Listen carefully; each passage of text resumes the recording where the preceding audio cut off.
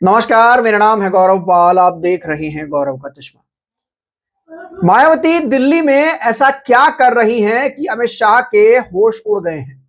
बहन जी की दिल्ली में ऐसी कौन सी पावर प्लानिंग हो रही है कि अब अमित शाह जो हैं वो यूपी चुनाव पर पूरी तरीके से फोकस और केंद्रित हो गए हैं और एक धड़ा उन्होंने पूरा केंद्रित कर दिया है बसपा पर। बहन जी ने ऐसा 9 अक्टूबर के बाद क्या कर दिया है। 9 अक्टूबर को बसपा की जो महारैली लखनऊ में हुई, उसके बाद अखिलेश यादव की नींद उड़ी और अब नंबर अमित शाह का है। बीजेपी के चाणक्य कहे जाने वाले अमित शाह को बहन जी ने बेचैन कर दिया है। क्या है पूरी खबर, क्या है पूरा विश्लेषण, जानने के लिए बने रहिए हमारे साथ। चैनल पर पहली बार आए हैं तो चैनल को सब्सक्राइब कर लीजिए। दोस्तों बहन जी पिछले काफी दिनों से दिल्ली में हैं और दिल्ली में इस बार जो बहन जी की सक्रियता है, ये सक्रियता 8 से 10 साल बाद इस तरीके से हुई है। बहन जी वैसे तो हमेशा दिल्ली आती हैं सर्दियों से पहले, लेकिन इस बार बहन जी दिल्ली में रहकर जो सक्रियता दिखा रही हैं, उससे कहीं ना कहीं भाजपा घबराने लगी है। और भाजपा घबराने लगी है, इसका सबसे बड़ा असर जो है वो दिखने लगा है गोदी मीडिया पर। दोस्तों आप लोग सभी जानते हैं कि गोदी मीडिया जो है, टीवी मीडिया जो है, वो भाजपा के हाथ का पिछलग्गू है, वो भाजपा का पपेट है। वो जैसे भाजपा कहती है वैसे काम करता है।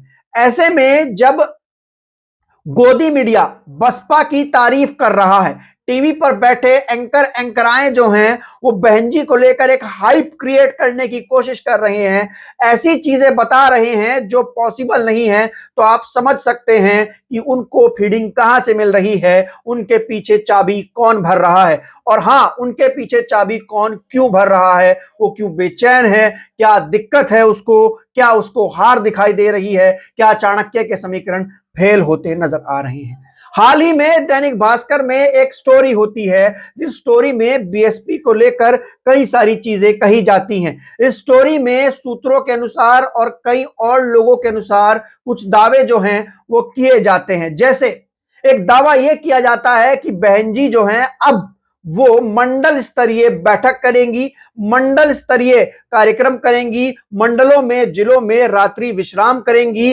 अपने लोगों से मिलेंगी, उनके घर जाएंगी, फला फला फला फला फला।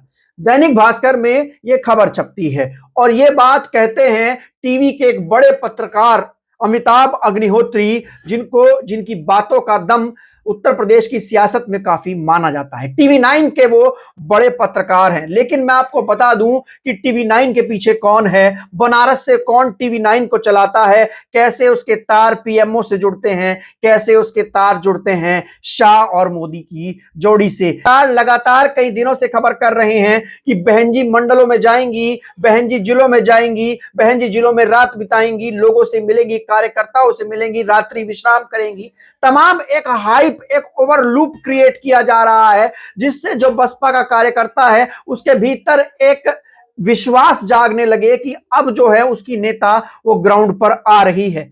जी हां, यह खबर इसलिए की जा रही है, मैं आपको बताता हूं कि इसके पीछे कारण क्या है। दरअसल बहन जी मंडल स्तरीय कार्यक्रम कर सकती हैं, मंडलों में जा सकती हैं, लेकिन रात्रि विश्राम वो नहीं करेंगी, क्योंकि बीएसपी सुप्रीमो मायावती का सिक्योरिटी प्रोटोकॉल इतना बड़ा है, Z+ सिक्योरिटी है। क्या आपको लगता है कि किसी जिले में, खासकर पश्चिम उत्तर प्रदेश के मंडलों में और जिलों में इतनी व्यवस्था हो कि वहां पर रात्रि विश्राम किया जाए, और वो भी किसी कार्यकर्ता के घर, वो भी सपोर्टर और वोटर के घर? क्या ये संभव है? क्या उस गांव में उस तरीके की जो सुरक्षा व्यवस्था है वो बनाना संभव है? बिल्कुल नहीं है।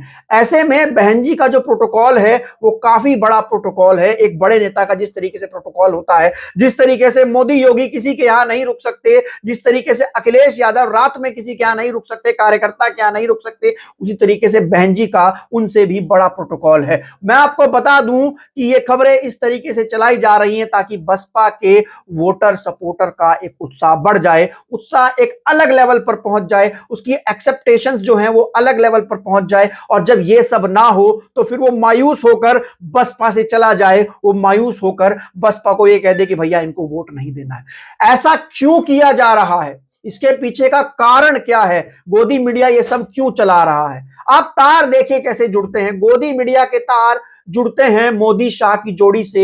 यह कहा जाता है कि गोदी मीडिया वही चलाता है जो मोदी शाह उसको कहते हैं। और मोदी शाह बसपा को नुकसान इनडायरेक्टली क्यों पहुंचवाना चाहते हैं, उसके कैडर वोटर से आप समझ सकते हैं। 9 अक्टूबर की रैली के बाद बसपा का जो कैडर वोटर है वो पूरी तरीके से बसपा के साथ आ चुका है। बसपा की ताकत यह है कि 20% दलित वोट बैंक उसके साथ इंटैक्ट हो जाता है, और जब जब बसपा मजबूत होती है तब तब भाजपा कमजोर होती है। ये बात भी, इस बात का इतिहास भी गवाह है। आप फिर चाहे 2006 का चुनाव उठाकर देख लीजिए, उससे पहले चुनाव उठाकर देख लीजिए, 1997 का चुनाव उठाकर देख लीजिए, 2017 का, 2012 का चुनाव उठाकर देख लीजिए। जब जब भाजपा मजबूत हुई है, बसपा कमजोर हुई है। जब जब बसपा मजबूत हुई है, भाजपा कमजोर हुई है। तो आप समझ सकते हैं कि किस तरीके से भाजपा के लोग जो हैं वो एक नैरेटिव जो है प्ले करने की कोशिश कर रहे हैं। अब ऐसा क्यों हो रहा है, बड़ा सवाल ये है। आखिर बहन जी दिल्ली की सियासत में बैठकर ऐसी कौन सी पावर प्लानिंग कर रही है जिससे अमित शाह और मोदी की जो जोड़ी है वो बेचैन हो गई है। चाणक्य बंगाल को छोड़कर अपने प्यादों को यूपी में बिछा रहे हैं और ये पूरा माहौल और खेल बना रहे हैं। दोस्तों बहन जी 9 अक्टूबर को आप एक तरीके से ध्यान दीजिएगा टाइमलाइन पर।